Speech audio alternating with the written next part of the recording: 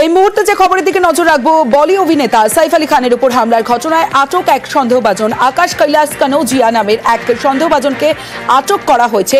কি আকাশ কৈলাস কানৌজিয়া, কোথা থেকে তাকে আটক করা হয়েছে বিস্তারিত জানাবে মৈত্রেয়ী ভট্টাচার্য রয়েছে আমার সঙ্গে। মৈত্রেয়ী, দেখো, এই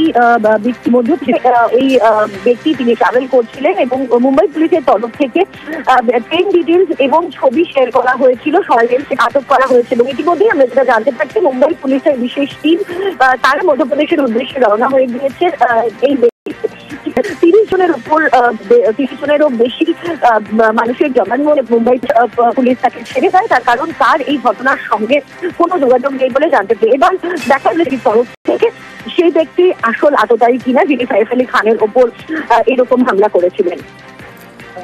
এবং মধ্যপ্রদেশের দ্রুক থেকে আটক করা হয়েছে মধ্যপ্রদেশ জিআরপি, কারণ সে সময় ট্রাভেল করছিল জ্ঞানেশ্বরী। এখন আটক করা হয়েছে, তারপর পরবর্তী পদক্ষেপ কি পুলিশের জানাবে আমার সঙ্গে মৈত্রী।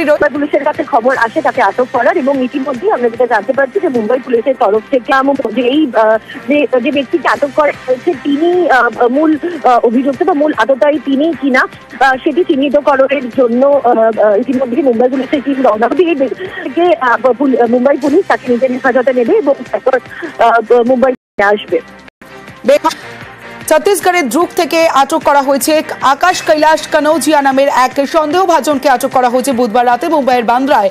নিজের বাড়িতেই আক্রান্ত হন সাইফ আলী খান।